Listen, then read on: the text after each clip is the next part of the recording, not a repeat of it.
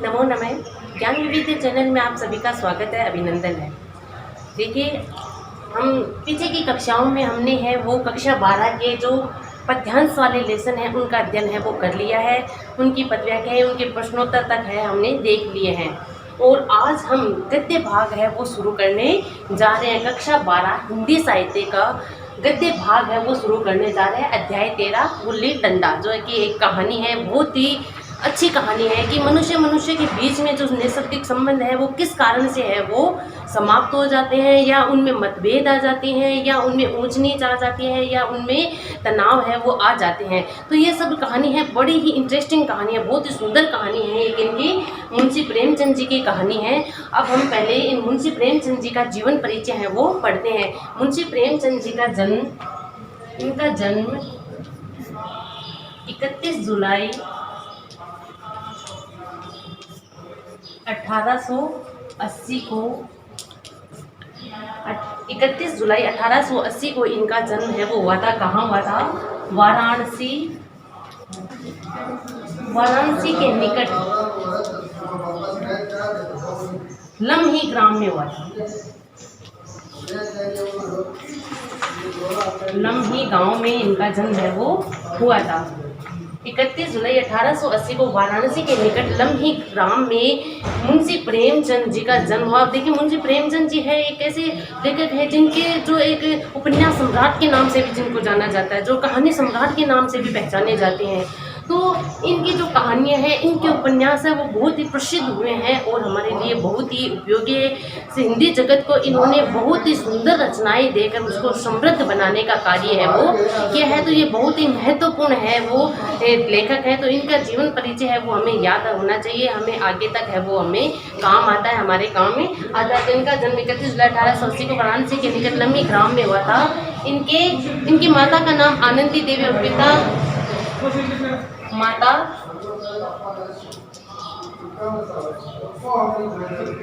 आनंदी देवी, और इनके पिता थे मुंशी अजायबगर।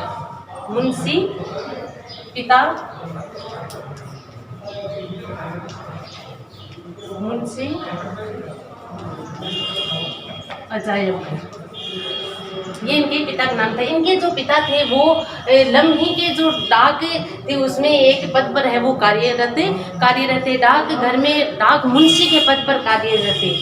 डाक मुंशी के पद पर कार्यरत थे। इनके जो माता थी उनका देहांत जब ये 7 वर्ष के थे तभी इनकी माता का देहांत हो जाता है। मात्र 7 वर्ष की अवस्था में इनकी माता जी है उनका देहांत है वो हो जाता है। और 14 वर्ष की अवस्था में जब ये होते हैं तो इनके पिता का भी देहांत है वो हो जाता है। अब देखिए, मात्र 7 वर्ष की अवस्था में माता का निधन हो जाता है, 14 वर्ष की अवस्था में पिता का निधन है वो हो जाता है। तो इनका जो बचपन और जो किशोर अवस्था थी वो बड़े ही संघर्ष में स्थिति में बीती है। इनका बचपन और किशोर जीवन है जो बचपन और किशोर अवस्था संघर्ष में रही है। बहुत ही संघर्ष है इन्होंने किया है, संघर्ष में रही है। देखिए, जब जिनके माता पिता साथ छोड़ जाते हैं, बचपन में ही साथ छोड़ जाते हैं, तो उन बच्चों का जीवन है वो कैसा हो सकता है हम सभी जानते हैं। तो उनके देहांत होने पर इनका बचपन और जो किशोर अवस्था है वो बड़ी ही संघर्ष में रहा है। ऐसा कहा जाता है कि मुंशी प्रेमचंद जी है, इनका मूल नाम था धनपत राय। इनका मूल नाम था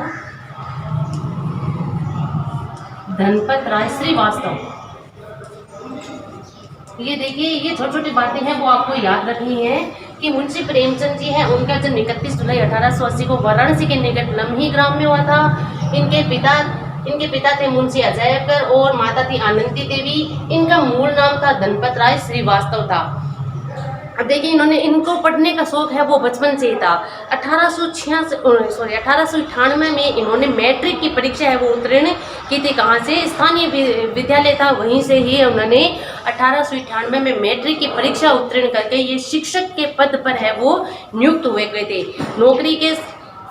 नौकरी के साथ साथ पढ़ाई जारी रखते हुए 1910 में इन्होंने इंटर की परीक्षा है वो उत्तीर्ण की थी। इंटर की परीक्षा है वो पास करके 1919 में इन्होंने बीए है वो पास किया था। देखिए एक बार फिर से बता देती हूँ, 1891 में इन्होंने मैट्रिक की परीक्षा है वो स्थानीय विद्यालय से ही उत्तीर्ण की थी। फिर इसके बाद में इन्होंने अपनी पढ़ाई है वो जारी रखते हुए यहाँ मैट्रिक की परीक्षा पास करने के साथ ही इन्होंने शिक्षक के पद पर नियुक्ति है वो पा ली थी और शिक्षक के शिक्षण कार्य है वो शुरू कर लिया था। इसके साथ ही 1910 में इन्होंने इंटर परीक्षा पास की और 1919 में इन्होंने बीए की डिग्री है वो हासिल की थी। बीए करने के पश्चात आप शिक्षा विभाग में इंस्पेक्टर पद पर भी इन्होंने नियुक्ति पाई थी। शिक्षा विभाग में इंस्पेक्टर पद पर है ये नियुक्त हुए थे।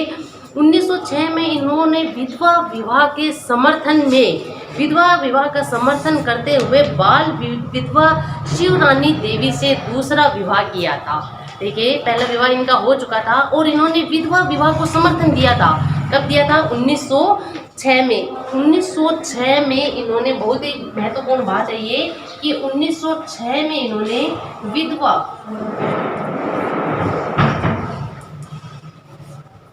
विधवा विवाह को समर्थन देते हुए शिवरानी बाल विधवा थी शिवरानी देवी से इन्होंने दूसरा विवाह है वो रचाया था। तो इससे पता चलता है कि ये विधवा विवाह के कितने समर्थक थे, कितने पक्षधर थे। उन्होंने इनके फिर 3 संतानें होती है सोचे वतन पर। और देखिए अब इनकी जो रचना थी, सोचे वतन रचना थी, उस पर अंग्रेज सरकार ने पाबंदी लगा थी, उसे जब्त कर लिया था और इनको गिरफ्तार करके जेल में बंद कर दिया था। और जब इनका सोचे वतन है वो अंग्रेज सरकार द्वारा जब्त कर लिया गया और इन्हें जेल में बंद कर दिया गया, तो इनका लेखन कार्य है वो एक बार के लिए बंद हो गया। और बाद में इन्होंने मुंशी दया नारायण की सलाह पर, मुंशी दया नारायण की सलाह पर पुनः लेखन कार्य वो शुरू किया। पुनः लेखन कार्य है वो शुरू किया और किस नाम से करते हैं ये? हिंदी में फिर इन्होंने फिर से है वो अपना लेखन कार्य है वो शुरू किया और प्रेमचंद जी के नाम से अपना लेखन कार्य है वो शुरू करते हैं। देखिए सोचे वतन इनकी एक राष्ट्रीय भावनाओं को लेकर, राष्ट्रीय जागृति को लेकर ऐसी रचना थी जिस पर तत्कालीन जो अंग्रेज सरकार थी उन्होंने इस पर रोक लगा दी और इनका जो ये रचना थी इसे जब्त कर लिया जाता है और इन्हें जेल में बंद कर दिया जाता है।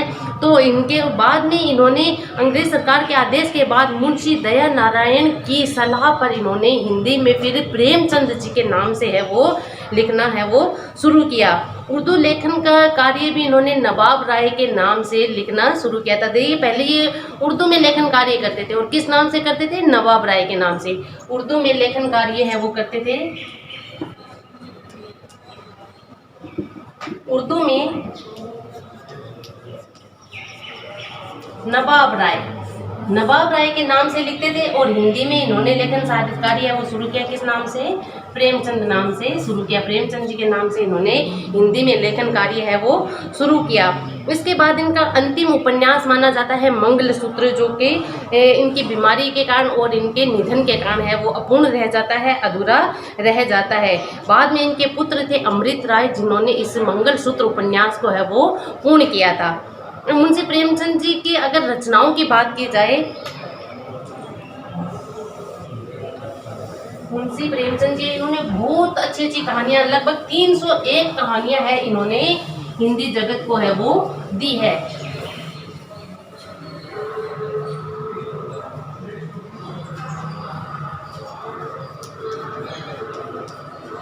रचनाएं तो देखिए इन्होंने न केवल कहानियाँ लिखी है बल्कि उपन्यास भी लिखे हैं, नाटक भी लिखे हैं और भी अनेक विधाओं में इन्होंने अपनी लेखनी है वो चलाई है। मुंशी प्रेमचंद ने हिंदी साहित्य को नाटक, निबंध, उपन्यास एवं कहानी जैसी अनेक विधाओं के साथ है वो समृद्ध किया है। हिंदी साहित्य का जो कोष है, खजाना है, उसे अपनी रचनाओं के द्वारा है उसमें वृद्धि की है और उसे समृद्ध बनाने का कार्य है वो किया। साथ ही इन्होंने संपादन और अनुवाद कार्य भी किया है, कि पत्र पत्रिकाओं का संपादन कार्य भी किया है, साथ में अन्य पुस्तकों का अनुवादन भी इन्होंने किया है। परंतु इनको इनके प्रसिद्धि, अगर इनको प्रसिद्धि मिली है तो एक कथाकार के रूप में, एक कहानीकार के रूप में, एक उपन्यासकार के रूप में है वो, इनको एक प्रसिद्धि है वो मिली है। बंगाली के प्रसिद्ध साहित्यकार शरद चंद्र ने इन्हें उपन्यास सम्राट की संज्ञा दी थी। अब देखिए, उपन्यास सम्राट इनको कहा जाता है, उपन्यास सम्राट। ये उपाधि इनको किसने दी थी?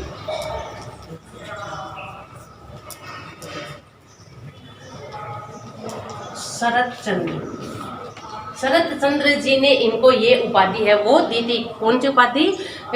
उपन्यास सम्राट। इनके इतने प्रसिद्ध उपन्यास हुए, इतने सुंदर उपन्यास इन्होंने दिए हैं कि जो बंगाली भाषा के थे, ये शरद चंद्र चटर्जी थे, इन्होंने इनको उपन्यास सम्राट की उपाधि से है वो विभूषित है वो किया है। प्रेमचंद प्रचार उपन्यास सम्राट के नाम से है वो अपना कार्य है वो करते रहे हैं। इनका रचना संसार है वो बहुत ही समृद्ध है। अगर इनके नाटकों की बात की जाए तो इन्होंने नाटक है इनके संग्राम, करबला। इनके नाटक की बात की जाए जो 1922 और 1928 में हुए थे। 1928 में। अगर इनके उपन्यास की बात की जाए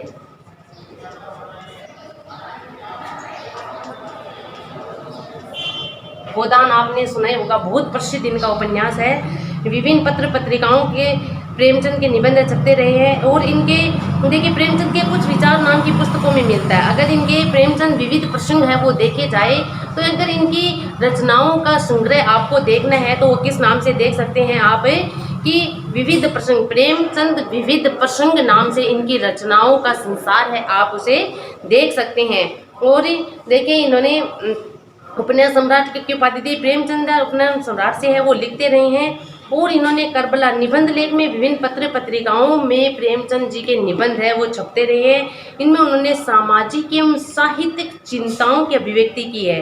प्रेमचंद के निबंधों का संकलन प्रेमचंद विविध प्रसंग।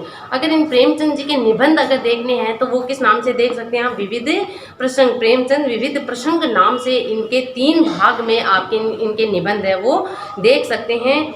और हिंदी उर्दू की एकता, महाजनी सभ्यता, उपन्यास, जीवन के साहित्य का स्थान आदि है इनके साहित्य। और अनुवाद की अगर बात की जाए कि अनुवाद इन्होंने किसका किया है तो टॉलस्टॉय की कहानियाँ 1923 ईस्वी में। गोल्सवर्दी, ये देखिए सभी ये अंग्रेजी साहित्यकार है, इनकी कहानियाँ हैं, इनका इन्होंने अनुवाद है वो किया है। गोल्सवर्दी के 3 नाटक है, हड़ताल, चांदी की डिबिया और न्याय, इनका इन्होंने अनुवाद है वो किया है। देखिए अगर अनुवाद की बात की जाए कि अनुवाद इन्होंने किस किस का किया है तो अनुवाद में आता है इनका टॉलस्टॉय की कहानियाँ 1923 ईस्वी में। और गोल्सवर्दी के 3 नाटक, पहला नाटक है हड़ताल 1930 ईस्वी में इसका अनुवाद किया था। चांदी की डिबिया जिसका 1931 में इन्होंने अनुवाद किया था और न्याय भी 1931 में अनुवाद किया था। अब इनके देखिए अगर इनकी कहानियों की बात की जाए तो मैंने पहले ही बताया कि लगभग इन्होंने 301 कहानियां हैं वो लिखी है, जिसमें से अभी कुछ प्राप्त है, कुछ ऐसी कहानियां हैं जो अभी अप्राप्य है, जो हमें प्राप्त नहीं हुई है। इनकी प्रथम कहानी कौन सी है इस विषय में भी है वो मतभेद है वो रहा है, विद्वानों में मतभेद रहा है। फिर भी कुछ विद्वान संसार का अनमोल रत्न इनकी पहली कहानी मानते हैं। तो कुछ है वो पंच परमेश्वर को इनकी पहली कहानी मानते हैं, जो कब हुई थी 1916 में प्रकाशित हुई थी। पंच परमेश्वर 1916 में प्रकाशित हुई। तो देखिए इनकी पहली कहानी के विषय में विद्वानों में मतभेद है। कुछ विद्वान हैं वो इनके संसार का अनमोल रत्न इससे पहली कहानी मानते हैं, और कुछ विद्वान हैं, कुछ साहित्यकार हैं वो ऐसा मानते हैं कि इनकी पहली कहानी है पंच परमेश्वर जो 1916 में प्रकाशित हुई थी, उसे इनकी पहली कहानी मानते हैं। प्रेमचंद जी का पहला कहानी संग्रह था सोजे वतन नाम से, जून 1908 में प्रकाशित हुआ था। सोजे वतन था वो कब हुआ था कहानी संग्रह, ये सोजे वतन 1908 में प्रकाशित हुआ था। ये क्या है इनका कहानी संग्रह 1908 में प्रकाशित हुआ था। इनके जीवन काल में कुछ 9 कहानी संग्रह प्राप्त हुए हैं। इनके अगर कहानियाँ लगभग इन्होंने 301 कहानियाँ लिखी है, तो वो 9 कहानी संग्रह में बांटी गई है, विभक्त की गई है। देखिए, पहले है सप्त सरोज, दूसरी है नवनिधि, तीसरी है प्रेम पूर्णिमा, चौथी है प्रेम पच्चीसी, और पांचवी है प्रेम प्रतिमा, छठी है प्रेम द्वादशी, और सातवीं है समर यात्रा, और आठवीं मान सरोवर, जो भाग 1 और भाग 2 में विभक्त है, और कफन। ये इनकी जो कहानी संग्रह है वो 9 भागों में विभक्त की गई है। 9 भागों में इनके कहानी संग्रह, लगभग 301 कहानियाँ जो है वो हम इनकी 9 भागों में देख सकते हैं। अगर हमें प्रेमचंद जी की कहानियाँ पढ़नी है तो हम इन कहानी संग्रह में जाकर इनकी कहानियों का अध्ययन है वो कर सकते हैं। कफन प्रेमचंद जी की अंतिम कहानी है वो मानी जाती है। ऐसा माना जाता है कफन है वो प्रेमचंद जी की अंतिम कहानी है। देखिए, पहले कहानी के संबंध में तो विद्वानों में बड़ा मतभेद है। कोई तो संसार का अनमोल रत्न को पहली कहानी मानते हैं, कोई है वो किसको मानते हैं, पंच परमेश्वर जो 1916 में प्रकाशित हुई थी उसे पहली कहानी मानते हैं, लेकिन कफन इनकी अंतिम कहानी मानी जाती है। प्रेमचंद जी की मृत्यु के पश्चात इनकी कहानियां मान सरोवर के शीर्षक से 8 खंडों में विभक्त की गई है, 8 खंडों में प्रकाशित हुई है। प्रेमचंद जी की कहानियां विकास क्रम को 3 खंडों में बांट सकते हैं। प्रथम 1916 से 1920। अगर इनकी कहानियों का विकास क्रम देखा जाए कि इन्होंने कहानियां किस विकास क्रम में लिखी है, तो 3 भागों में इनकी कहानियों को विभक्त किया गया है। पहला आता है अपने 1916 से 1920 तक की कहानियां, दूसरे खंड में आता है 1920 से 1930 तक की कहानियां, और तीसरे खंड में आता है 1930 से 1936 तक की कहानियां है वो लागू की गई है। इस कालों में कहानियों के अलग अलग रूप है वो सामने आते हैं। पत्र पत्रिकाएं, अब देखिए मैंने बताया था कि इन्होंने संपादन कार्य भी किया है, अनुवाद कार्य भी किया है। संपादन कार्य इन्होंने किस किस का किया है, 1922 में माधुरी पत्रिका, 1922 माधुरी पत्रिका का संपादन कार्य इन्होंने किया है। 1922 में माधुरी पत्रिका का संपादन कार्य इन्होंने किया है। फिर 1930 में हंस जो मासिक पत्रिका प्रकाशित होती थी, 1930 हंस मासिक पत्रिका, मतलब महीने में निकलने वाली एक बार निकलने वाली 1930 में हंस मासिक पत्रिका का प्रारंभ इन्होंने किया था। और 1932 में जागरण जो कि साप्ताहिक था, साप्ताहिक मतलब एक सप्ताह में निकलने वाला पत्रिका थी, समाचार पत्र था। कौन सा, 1932 में जागरण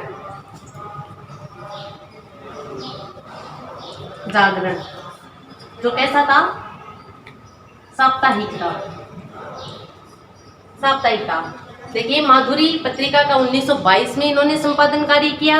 फिर 1930 में इन्होंने हंस पत्रिका का संपादन कार्य किया।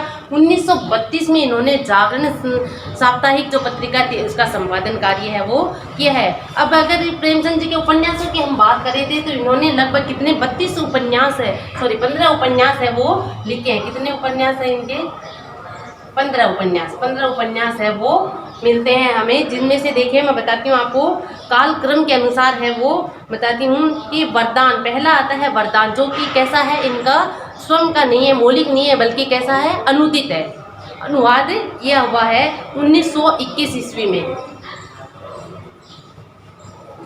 वरदान अनुदित है इनका 1921 में। दूसरा इनका आता है प्रेमा 1907 ईस्वी में। तीसरा आता है रूठी रानी, वो भी 1907 ईस्वी में। सेवक सदन 1918 ईस्वी में। और प्रेमाश्रम 1921, रंगभूमि 1925, कायाकल्प 1926, निर्मला 1927 और गबन 1931 में। और इसके बाद में आता है कर्मभूमि 1932 में। और गोदान आता है अपना 1936 में। मंगलसूत्र है जो इनका अधूरा रह गया था 1948 ईस्वी में इन प्रकाशित हुआ था, लेकिन ये अधूरा रह गया था। बाद में इनके जो पुत्र थे अमृत राय, उन्होंने इसे पूर्ण किया था। तो ये हमने देखिए मुंशी प्रेमचंद जी था, इनका जीवन परिचय है वो पढ़ा। अब हम मूल बात पर आते हैं। गुल्ली डंडा इनकी एक बहुत ही सुंदर है वो कहानी है, बड़ी इंटरेस्टिंग कहानी है। पाठ परिचय की अगर बात करते हैं, पाठ का सारांश अगर हम कुछ पंक्तियों में पढ़ना चाहेंगे, कुछ पंक्तियों में मैं आपको इसका सारांश है वो बताना चाहूँगी कि प्रस्तुत कहानी जो है गुल्ली डंडा बचपन की यादों को संजोया गया है। आप सभी जानते हैं गुल्ली डंडा है वो एक खेल है और जो बचपन में खेला जाता है। अब आजकल तो ये जो अपने बाहर जो बच्चे खेल खेलते हैं वो बहुत कम हो गए हैं। गाँव में ऐसे खेल देखने को मिलते हैं, शहरों में ऐसे नहीं है। शहरों में आज जो बचपन है वो कैसा हो गया, संकुचित हो गया, सीमित हो गया। बच्चे हैं वो घर तक ही सीमित रहते हैं, चार दीवारी के अंदर ही रहते हैं और वहीं पर अपने वीडियो गेम है, कोई मोबाइल से है या कुछ अपने जो इंटरनल गेम होते हैं वही है वो खेलते हैं। लेकिन पहले ऐसा नहीं होता था। पहले है वो ये न तो टीवी थी, न मोबाइल था और न अपने ये लैपटॉप था, न कंप्यूटर था, तो बच्चे खेलने के लिए बाहर ही जाते थे। आउटडोर है वो गेम ही होते थे। आउटडोर गेम में ही आता है अपना गुल्ली डंडा। तो इसमें बचपन की यादें हैं वो संजोई गई है लेखक के बीच में और बड़ी चतुराई से, बड़ी कुशलता के साथ ये बताया गया है कि पद और प्रतिष्ठा है वो मनुष्य के बीच जो नैसर्गिक संबंध होते हैं उन्हें किस तरह से समाप्त कर देती है। अब कोई व्यक्ति बचपन में है वो एक साथ खेलता है, न किसी प्रकार का भेदभाव होता है, न कोई जातिगत भेदभाव होता है, न धर्मगत भेदभाव होता है, न किसी प्रकार की कोई राजनीतिक भेदभाव होता है। बड़े ही समन्वित भाव के साथ है वो बच्चे खेल खेलते हैं। लेकिन जैसे जैसे वो बड़े होते हैं तो उनका कार्य क्षेत्र है वो विभक्त हो जाता है, अलग हो जाता है, बदल जाता है। तो इसी के तहत कोई एक व्यक्ति है जो ऊंचे पद को प्राप्त कर लेता है, ऊंचे पद प्रतिष्ठा को प्राप्त कर लेता है। लेकिन उन्हीं में से कोई ऐसा होता है कि जो अपना गुजारा है वो अपने छोटा मोटा कार्य करके, मजदूरी करके ही अपना कार्य है वो करता है। लेकिन वही जब मित्र है वो बड़े होकर जब मिलते हैं तो उनमें जो जिसने एक अपनी मेहनत, अपनी लगन और अपने अध्ययन, अपने ज्ञान से आप ऊंचा पद पा लिया है और जो एक मजदूरी करता है उनके बीच में भले ही वो दोस्ती हो, वो मित्रता हो, लेकिन उनका जो पद और प्रतिष्ठा का जो भाव है वो आए बिना नहीं रहता है। तो जो मूल उनकी बीच जो नैसर्गिक संबंध था, जो बचपन में उनका जो एक प्राकृतिक जो संबंध उनके बीच में था, प्राकृतिक जो मित्रता उनके बीच में थी, एक स्नेहमयी जो उनका भाव था, वो उस पद और प्रतिष्ठा के कारण है वो कैसा हो जाता है, धूमिल हो जाता है, मंदिर पड़ जाता है, समाप्त हो जाता है और एक ऐसी भ्रम की स्थिति है वो हर समय बनी रहती है। वही इस कहानी के माध्यम से बताया गया है।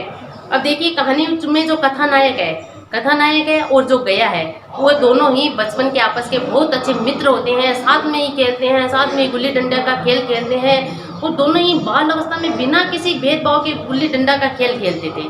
लेकिन जो कथानायक था थानेदार का लड़का था। अब देखिए पिता पहले थे थानेदार थे तो रोक तो थोड़ा बहुत था, लेकिन फिर भी जो गया जो था एक जो निर्धन परिवार से था, एक जो उसके पिता एक साइस थे, एक मजदूर का कार्य करते थे, साइस का कार्य करते थे। लेकिन फिर भी उनमें ऐसा वो रोब नहीं था कि ये थानेदार का लड़का है तो मैं इसे हर समय है वो पिद जाऊँ या हर समय उससे हार जाऊँ या हर समय उसकी डांट है वो सुनता रहूँ, ऐसा कोई भेदभाव नहीं था।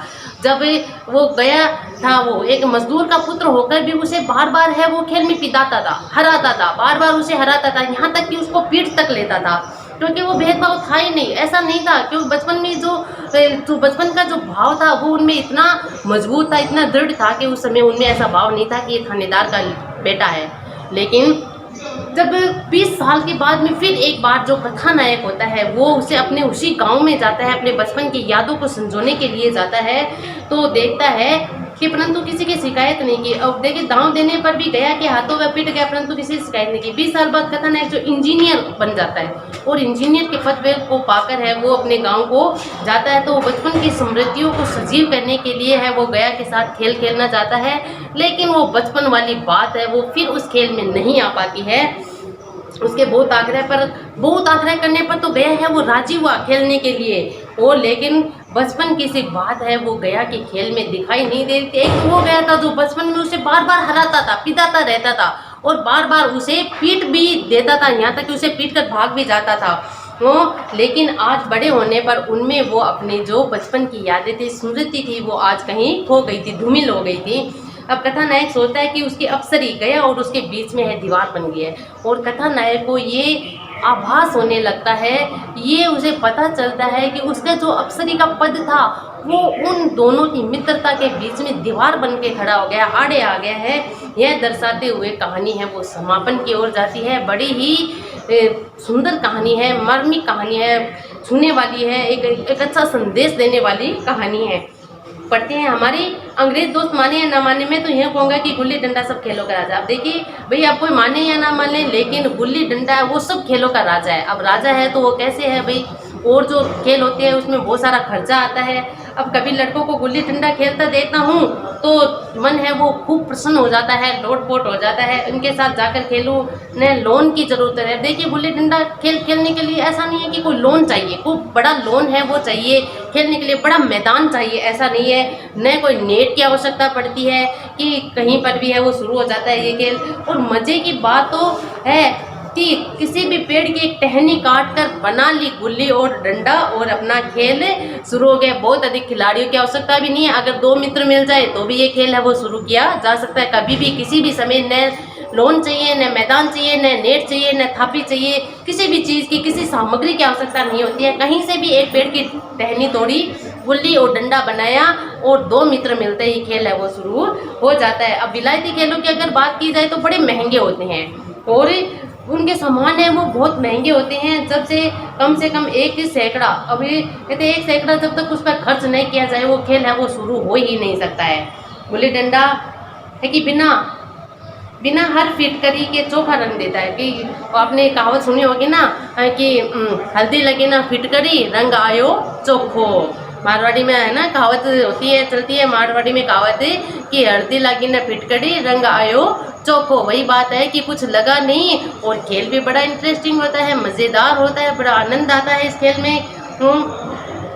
और जब हम अंग्रेजी चीज़ों के पीछे, और लेकिन कहते हैं कि आजकल वर्तमान समय में हम देखते हैं कि सभी है वो अंग्रेजी गेम के पीछे वो किस तरह से भागते रहते हैं, किस तरह से दौड़ते रहते हैं और अपनी जो वास्तविक चीज़ें थी, वास्तविक खेल थे, उनसे अरुचि सी पैदा है वो हो गया। स्कूलों में अगर देखें तो हर एक लड़के लड़कियों से 3-4 रुपये सालाना केवल खेलने की फीस ली जाती है। अब स्कूलों की अगर हम बात करें, कॉलेजों की बात करें तो वहाँ है वो खेल की फीस है वो ली जाती है और ऐसे खेल भी नहीं सिखाए जाते हैं कि जिससे उनका शारीरिक विकास हो सके, जिनका उनका मानसिक विकास है वो हो सके, उनकी बुद्धि और उनके शरीर का है वो वृद्धि उसमें की जा सके और बिना दाम कौड़ी के खेले जाते हैं। अंग्रेजी खेल उनके लिए जिनके पास धन है। अब देखो जो अपने देसी जो खेल होते हैं, भारतीय जो खेल होते हैं, वो अगर खिलवाए जाए तो उनमें न कुछ दाम लगता है, न कुछ और पैसे लगते हैं, न कुछ महंगी सामग्री की आवश्यकता होती है और उससे शारीरिक विकास, मानसिक विकास भी होता है। कबड्डी है, खो खो है, गुल्ली डंडा है, बहुत सारे ऐसे खेल अपने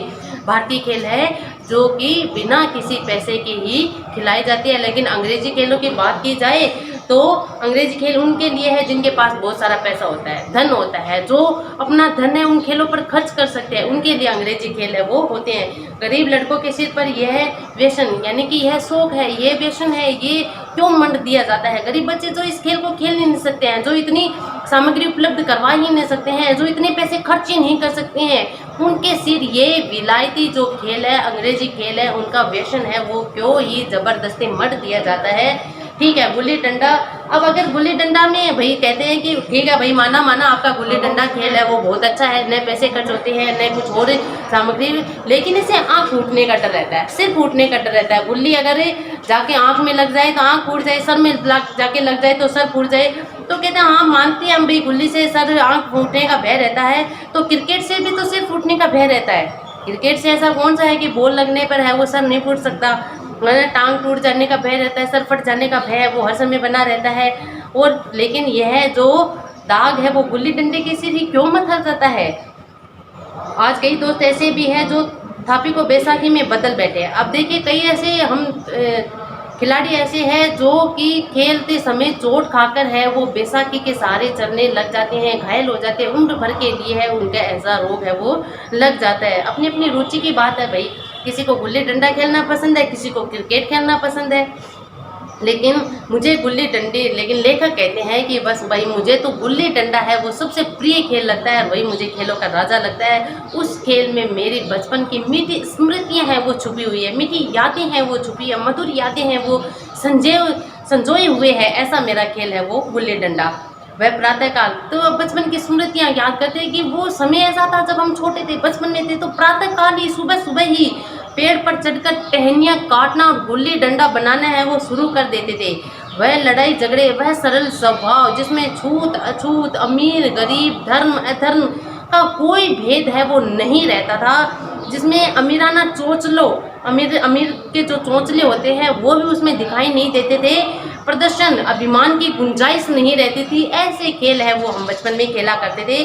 उसी वक्त भूलेगा जब घर वाले बिगड़ रहे, पिताजी चौके पर बैठे हैं, बेग से रोटियों पर अपना क्रोध उतार रही हैं, अम्मा दौड़कर द्वार तक, लेकिन उसकी विचारधारा में मेरा अहंकार में भविष्य टूटी हुई नौका की तरह डगमगा रहा। और मैं कहूँगी पताने में मस्त होने, नहाने की सुध है न खाने की। कह रहे बचपन में मैं ऐसा खेल खेलते थे कि पिताजी है वो क्रोध करते थे कि अभी तक लड़का है वो घर नहीं आया, माँ भी है वो भी गुस्सा करती है कि क्या भविष्य बनाएगा ये जो हर समय खेल में लगा रहता है, सुबह से शाम तक खेल में लगा रहता है, ऐसा बच्चा बड़ा होकर क्या भविष्य बनाएगा।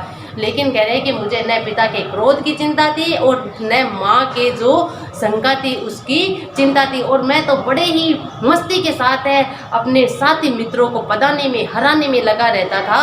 बड़ी मस्ती में है वो अपना खेल खेलने में लगा रहता था। न मुझे नहाने की सुध रहती थी, न ही मुझे खाने पीने की सुध है वो रहती थी। गुल्ली है तो जरा सी, पर उसमें दुनिया भर की मिठाइयों का स्वाद है वो छिपा रहता है, उन तमाशों का आनंद है वो भरा हुआ है। मेरे हमजोलियों में एक लड़का गया नाम का था। मुझे 2-3 साल बड़ा होगा, दुबला पतला, बंदरों की सी लंबी लंबी पतली उंगलियां, बंदरों की सी चपलता, वही झल्लाहट। तो क्या अपने बचपन की बात बताते एक मेरे जो टोली थी हमजोली मतलब जो साथ में खेलने वाले थे, हम उम्र के जो थे उसके मित्र थे, उसमें गया नाम का एक लड़का था जो बड़ा दुबला पतला था, लेकिन बड़ा ही नटखट, बड़ा ही चंचल था, बड़ा ही क्रोध स्वभाव में था, उसके झल्लाहट थी, चपलता थी उसकी। गुल्ली कैसी हो उस पर वह इस तरह से लपकता था जैसे बंदर है वो लपकता है, या जैसे छिपकली है वो कीड़ों पर किस तरह से लपकती है वैसे वो गुल्ली पर लपकता था। मालूम नहीं उसके माँ बाप थे या नहीं, कहाँ रहता था, क्या कहता था, उसके जीवन के बारे में कुछ पता नहीं था। हमारे गुल्ली क्लब का चैंपियन कहलाता था। लेकिन भले ही वो कैसा हो, शारीरिक रूप से बड़ा ही दुर्बल कमजोर दिखने वाला हो, दुर्बल सा कमजोर सा पतला सा दिखने वाला हो, लेकिन हमारे गुल्ली क्लब का क्या था, चैंपियन कहलाता था। बड़ा ही फुर्तीला उसका जो शरीर था वो बड़ा ही फुर्तीला था। जिसकी टीम में वह आ जाए उसकी जीत है वो पक्की हो जाती थी। हम सुबह से दूर से आते थे तो उसका दौड़ का स्वागत करते। जब भी वो दूर से आता था तो टीम के लोग हैं वो भागते थे उसका स्वागत करने के लिए कि हमारी टीम में आ जाए, है ना। तो और उसे अपना गोइयाँ बनाने यानी उसे अपना साथी बनाने के लिए हर समय तैयार रहते रहे। एक दिन के बाद बताते मैं गया, वो खेल रहे होते हैं, मैं पता रहा था, वह पता रहा था, मैं पता रहा था, यानी वो हरा रहा था और लेखक है वो हार रहे थे।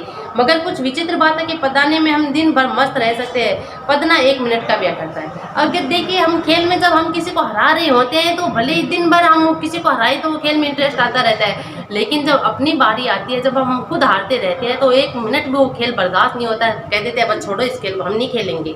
इस तरह से मैंने गला छुड़ाने की बात की सब चाले चली। ऐसे अवसर पर शास्त्र विहित न होने पर भी क्षम्य है, लेकिन गया अपना दांव लिए बगैर मेरा पिंड न छोड़ता था। अब देखिए लेकर बड़ी अच्छी बात कहते हैं कि जब मैं पद रहा होता था तो उसे पीछा छुड़ाने के लिए, उसे पिंड छुड़ाने के लिए बहुत कोशिश करता था, और ऐसे अवसर पर मैं शास्त्र विहित न होने पर भी क्षम्य, यानी कि जो बातें हैं जो शास्त्रों में क्या है निषेध है, ऐसी हरकतें भी मैं कर लेता था, झूठ बोल देता था, धोखा कर लेता था, छल कपट कर लेता था, लेकिन खेल में क्या है सब क्षम्य है, सब माफ़ कर दिए जाते हैं।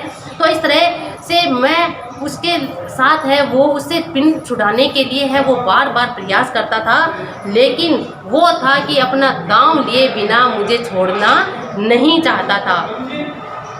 मैं घर की ओर भागा, अनुने विनय का कोई असर न हुआ। मैंने बहुत प्रार्थना की लेकिन गया ने मेरा पीछा नहीं छोड़ा। घर की तरफ भागता हूँ, वह मुझे भागकर पकड़ लेता है और डंडा तानकर वो कहता है कि मेरा दांव देकर जाओ फिर घर जाना। पदाया तो बड़े बहादुर बन के पदने से बेर क्यों खाते के, जब पदा रहे थे तब तो बहुत ही होशियार होकर पदा रहे थे, हरा रहे थे मुझे, लेकिन अब जब हारने की बारी आई तो पिंड क्यों छुटाना चाहते हो, पीछा क्यों छुटाना चाहते हो। तुम दिन भर पदाओ, मैं दिन भर पदता रहूं। हाँ तुम्हें दिन भर पदना पड़ेगा, न खाने जाऊं न पीने जाऊं। हाँ मेरा दांव दिए बिना कहीं भी नहीं जा सकते। अब दोनों में झगड़ा होता है, किसमें, लेखक में और किसमें उसका जो साथी था गया, दोनों में झगड़ा होता है। कहता है कि तुम मेरे गुलाम है। हाँ गुलाम हो, जब तक मेरा खेल नहीं करवाओगे तब तक मेरे गुलाम ही हो। मैं घर जाता हूँ, देखो क्या कर लेते हो। घर कैसे जाओगे, कोई दिल लगी है, दांव दिया है, दांव लेंगे तो अभी लेकर वो घर जाना चाहते हैं, लेकिन गया कहता है कि ऐसा नहीं होगा, दांव दिए बिना घर नहीं जा सकते, दांव लिया है तो दांव देना भी पड़ेगा।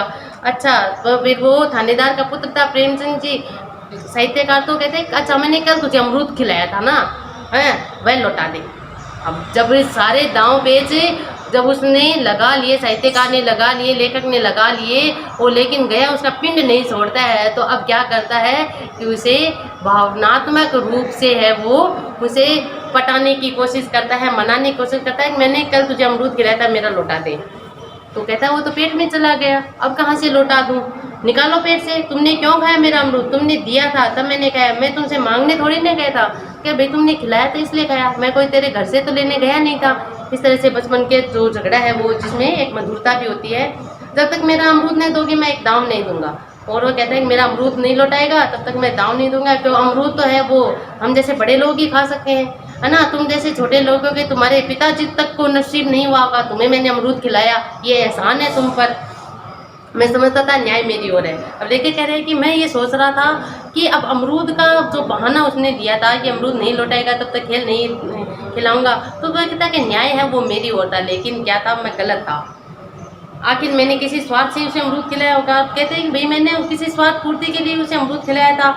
कौन निस्वार्थ किसी को एक दाना तक देता है, भिक्षा तक को स्वार्थ के लिए देते हैं। जब गया ने अमरूद खाया तो फिर मुझे दाम देने लेने का हक है, अधिकार है। रिश्वत देकर तो लोग खून तक पचा जाते हैं, अब रिश्वत देकर तो लोग खून तक कर जाते हैं, उसको भी पीकर है, खून पीकर उसे भी पचा जाते हैं। तो मैंने तो उसे अमरूद खिलाया है भाई, इसे दाम नहीं दूंगा तो भी चलेगा। अमरूद पैसे के 5 वाले थे, जो गया के बाप को भी नसीब थे। अमरूद है वो पैसे 5 पैसे का है, वो मिलता था, तो इसके बड़े बुजुर्गों ने भी है वो नहीं खाया होगा। यह तो सरासर अन्याय था जो मेरे साथ किया जा रहा था। गया ने मुझे अपनी ओर खींचते हुए कहा मेरा दांव देकर जाओ, अमरूद अमरूद मैं नहीं जानता।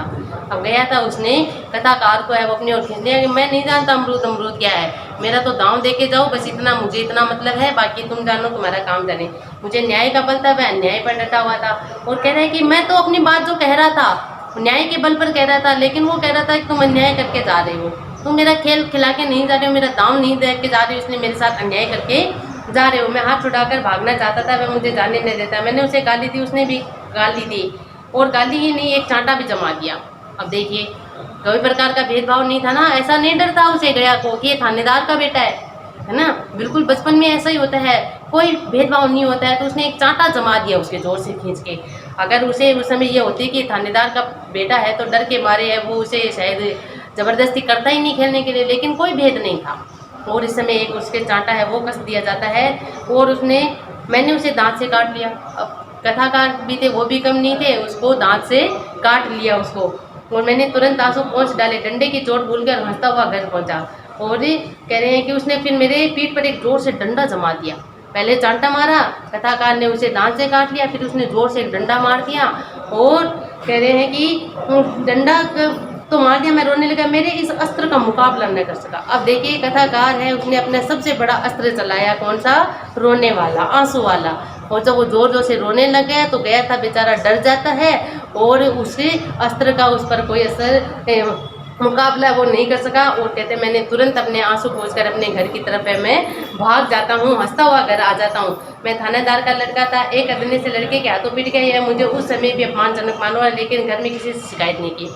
अब देखिए लेखक जो था, कथाकार था, एक थानेदार का बेटा था और कहीं न कहीं ये बात उसके मन में थी कि मैं एक थानेदार का बेटा हूँ, तो इसलिए उसे ये बात उसके मन में थी। तो उसने अपनी जो ये पिटने की बात है वो किसी से नहीं बताई, अपने घर वालों को नहीं बताई, शिकायत नहीं की कि अगर मैं किसी को बताता हूँ तो कहेंगे कि एक थानेदार का बेटा होकर एक साधारण से लड़के से पिट कर आ गया, मार खा के आ गया। तो उसे अपना अपमान महसूस हुआ, इसलिए उसने अपनी ये बात है वो किसी को भी नहीं बतानी चाहिए। उन्हीं दिनों पिताजी का वहाँ से तबादला हो गया कहीं, तो फिर धीरे पिताजी का तबादला हो जाता है, नई दुनिया देखने की लालसा होती है। अपने सभी साथियों को बड़े जोर शोर से बताता है कि मैं तो अब शहर में जाऊंगा, वहाँ ऊंची ऊंची बिल्डिंगें होती हैं, ये होता है वो होता है, वहाँ के स्कूल ऐसे होते हैं, वहाँ के स्कूल में अगर कोई अध्यापक है वो किसी को मार भी दे तो उस अध्यापक को जेल हो जाती है। तो इस तरह से अपने साथियों में अपना रंग जमाने लगता है वो, और लड़कों से चीट उड़ा रहा होता है। वहाँ ऐसे घर थोड़ी होते हैं, ऐसे ऐसे ऊंचे घर होते हैं कि वो आसमान से बातें करते हैं। वहाँ के अंग्रेज स्कूल में कोई मास्टर लड़कों को पीटे तो उसे जेल हो जाए। मेरे मित्रों की फैली हुई आंखें हो, अच्छा मास्टर जी को जेल हो जाए, बड़े आश्चर्यचकित हो रहे थे, बेचारे जानते नहीं थे, है ना। तो इसलिए आश्चर्य, अच्छा मास्टर जी को भी जेल हो जाती है, भाई हमें भी वहीं पढ़ना चाहिए, क्योंकि हमारे यहाँ गाँव में तो मास्टर जी है वो खूब पीटते हैं, खूब कूटते हैं डंडे से, तो उनको तो जेल नहीं होते हैं, हमें तो होंगे वहीं अब कहाँ शहर में पढ़ना चाहिए कि वो हाथ भी नहीं लगा सके, चाहे हम पढ़े या नहीं पढ़े, हमें कोई मार नहीं सके। बच्चों में मिथ्या को सत्य बना लेने की शक्ति होती है। बहुत ही अच्छी बात ये कहेगी कि बच्चों में मिथ्या है ना झूठ, और उसको सच बना लेने की शक्ति होती है। अब बच्चे होते हैं बाल मन से भोले होते हैं, और एक बात अगर उनके मन में बैठ जाती है, दिमाग में बैठ जाती है, तो उसी बात की रटन लगाते हैं कि नहीं ये ऐसा नहीं किया, नहीं ऐसा नहीं किया। तो जो झूठ होता है उसे भी सच बनाने की आदत है, वो किसमें होती है, शक्ति होती है, वो बच्चों में होती है, जिसे हम जो सत्य को मिथ्या बना लेते हैं क्या समझेंगे।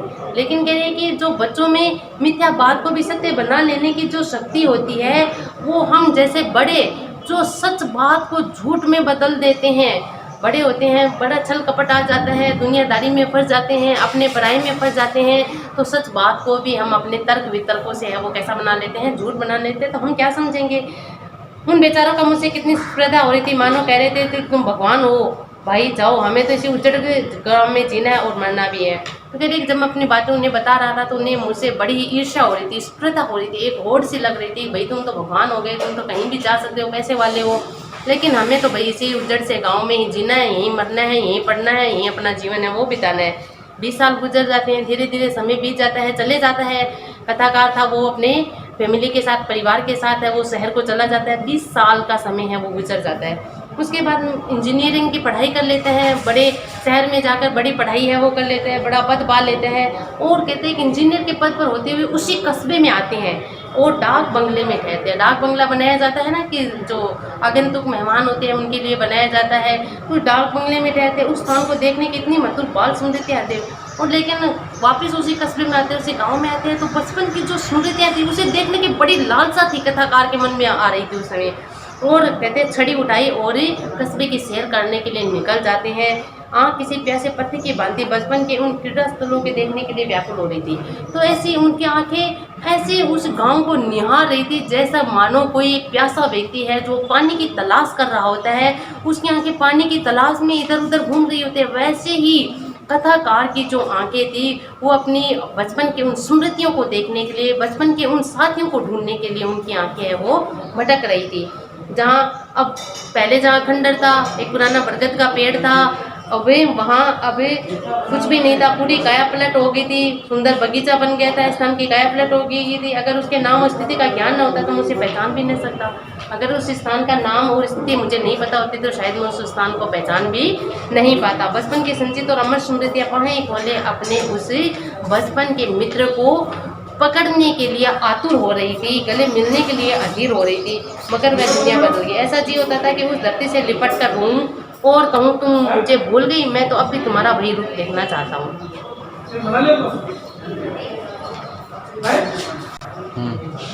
कथाकार है वो गांव में आते हैं, वापस अपनी बचपन की स्मृति को याद करना चाहते हैं। आंखें हैं वो अपने बचपन के मित्रों को ढूंढना चाहती है। देखिए आज की कक्षा में हम इतना ही अध्ययन करेंगे क्योंकि पाठ है वो बहुत बड़ा है, वीडियो काफ़ी लंबा हो जाएगा, तो आज की कक्षा में हम इतना ही पढ़ेंगे। आगे जब वो किस प्रकार से कथाकार है वो अपने मित्र से मिलता है या नहीं मिलता है, मिलने पर उनमें खेल होता है या नहीं होता है, बचपन की से वो बात होती है या नहीं होती है, ये हम कल की कक्षा में जानेंगे। तब तक के लिए धन्यवाद, नमस्ते, शुभ दिन।